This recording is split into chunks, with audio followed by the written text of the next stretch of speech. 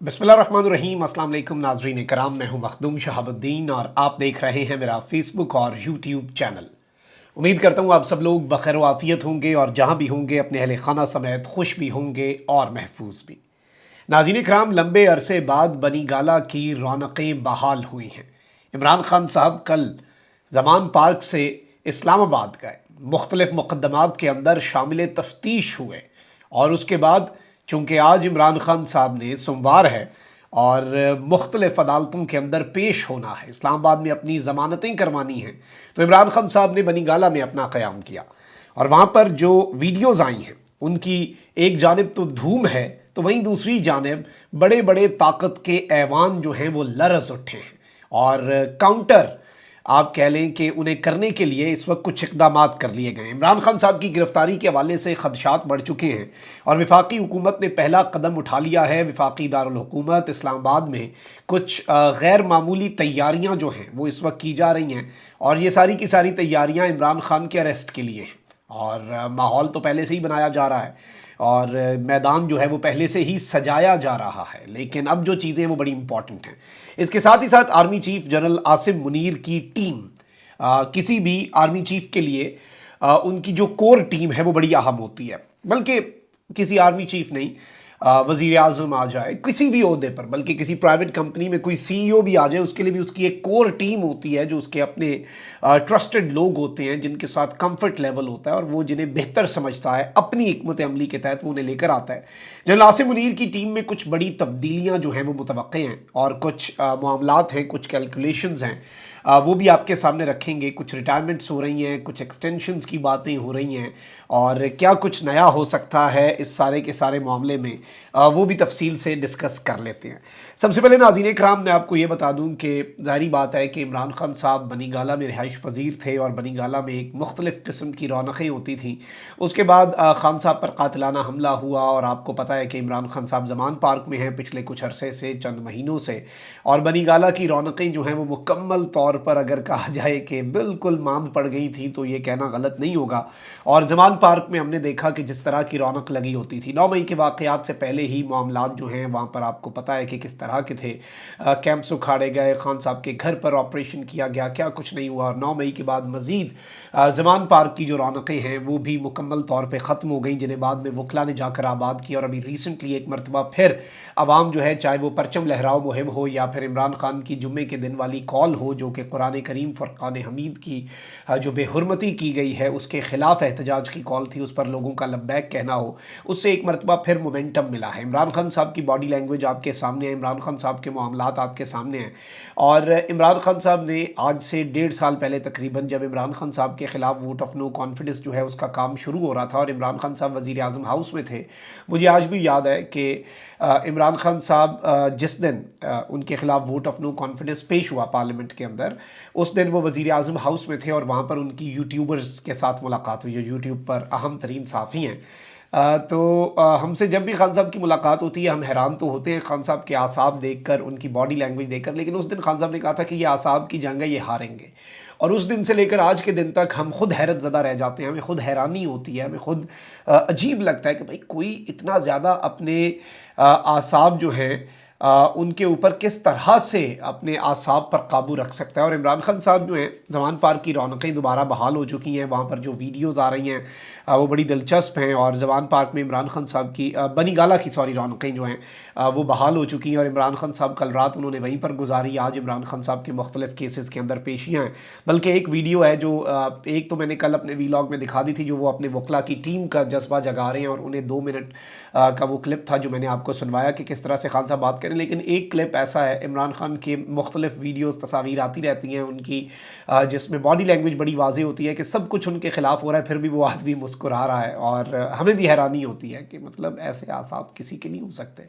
2-3 मरतबा जब रिसेंटली मैं खान साहब से मिला हूँ तो मैं सामने खान साहब को देख के खुद हैरान रहा और मैंने कहा कि भाई इस वक्त पे तो खान साहब के मुखालिफिन, खान साहब के सपोर्टर सब परेशान हैं सिवाय इमरान खान साहब के। मतलब ऐसा तवक्कल आपने देखा ही नहीं होगा। आप हैरान रह जाएंगे, आप हैरत ज़दा रह जाएंगे और आपको कभी कभी फीलिंग आएगी कि is this man for real. भाई ये हकीकत में भी ऐसा कोई शख्स होता है जिसे कोई फिक्र ही ना हो और जो बिल्कुल तवक्कल पे चल रहा हो।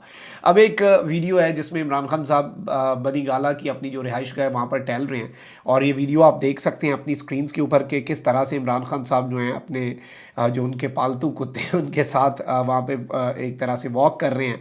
अलबत्ता इस वीडियो ने कल से सोशल मीडिया पर this video is making rounds on social media और इमरान खान साहब के मुखालिफिन के लिए तो ये बहुत ही आप कह सकते हैं कि एक मुकम्मल तौर पे ये बात अगर हम कहें कि इमरान खान साहब के जो मुखालिफिन हैं उन पर ये बिजलियां बन के गिरते हैं ऐसे छोटे छोटे क्लिप और आपको नहीं पता कि इमरान खान को परेशान ना देख कर लोग कितना परेशान हो जाते हैं कि भाई हमने सब कुछ उसके ख़िलाफ़ कर लिया फिर भी ये आदमी जो है ये टूट नहीं रहा, ये हार नहीं रहा, ये डटा हुआ है, ये उसी तरह से लड़ रहा है, ये उसी तरह से मैदान जंग के अंदर अपना अज़्म जो है और दूसरों को हौसला दे रहा है। तो ये बड़ी एक दिलचस्प चीज़ है, ज़ाहिर बात है। अच्छा अब होगा क्या, इमरान खान साहब ने आज पेश होना है और जब इमरान खान साहब की पेशी होती है, खान साहब अपने घर से जब निकलते हैं तो ही इज़ मेंटली प्रिपेयर्ड कि उन्हें अरेस्ट कर लिया जाएगा और आज भी ऐसा ही दिन है। इस डिप्टी कमिश्नर इस्लामाबाद ने दफ़ा 144 जो है उसका नोटिफिकेशन जारी कर दिया और एक पुराना नोटिफिकेशन भी है दफ़ा 144 जो है वो इन एक्शन है। और आप देख लें कि जब PDM का कोई धरना होता है, सुप्रीम कोर्ट साहब ने उस दफ़ा 144 भूल गए थे, वो थोड़े दिनों के लिए भूल जाते हैं, थोड़ी देर के लिए, लेकिन अब फिर से इस्लामाबाद में जलसे जुलूसों पर पाबंदी है और कहीं पर भी 5 लोगों से ज़्यादा लोगों के जमा होने पर पाबंदी लगा दी गई है। इमरान खान की इस वक्त सवाल यहाँ पर यह भी पैदा हुआ जब ये खबर आई कि कहीं आज इमरान खान साहब को गिरफ्तार करना मकसूद तो नहीं है और इमरान खान की मुमकिन गिरफ्तारी के बाद का रद्द अमल रोकने का प्लान तो नहीं है कि अगर कोई रिएक्शन भी आता है तो पहले से दफ़ा 144 इन एक्शन हो। अलबत्ता इस सब के अंदर मैं आपको ये बता दूं कि 9 मई वाक़यात से मुतल्लिक मुकदमात जिनमें शरीक मुल्ज़िमान की ज़मानतें जो है वो खारिज हो चुकी हैं, उनमें ही किसी हद तक इमरान खान साहब जो हैं मेरा एनालिसिस यह है कि उनकी गिरफ्तारी का खदशा हो सकता है, लेकिन आज शायद ना हो क्योंकि इन मुकदमात में आज इमरान खान साहब शामिल तफ्तीश तो नहीं हुए थे कल यानी, और इनमें तारीख़ी पढ़ने का इम्कान है। दूसरा, इन केसेस के ट्रांसफ़र की दरख्वास्त जो है उस पर भी हाई कोर्ट जो है उसने समाअत करनी है।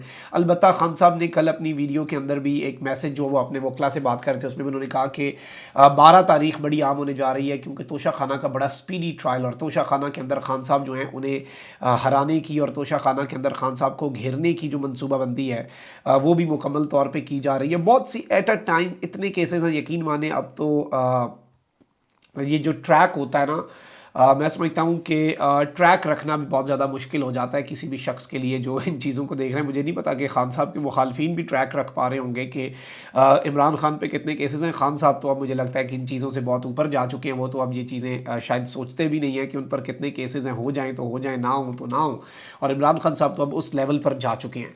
अच्छा अब ज़रा आ जाते हैं, ज़ाहिर बात है, जनरल आसिम मुनीर साहब के हवाले से। आपको पता है कि जब भी कोई आर्मी चीफ़ आता है उन्हें कुछ महीने लगते हैं अपनी टीम बनाने में, अपनी पॉलिसी को लेके चलने में, और इसमें क्या जनरल आसिम मुनीर साहब की नई टीम बनने जा रही है, इस हवाले से बहुत से दावे सोशल मीडिया पे ऑलरेडी गर्दिश कर रहे हैं। एक तो जनरल नदीम अंजुम साहब हैं, लेफ्टिनेंट जनरल हैं और DG ISI हैं जो रिटायर होने वाले हैं सितंबर के अंदर। विल ही गेट एक्सटेंशन, इस हवाले से भी बहुत से रूमर्स हैं।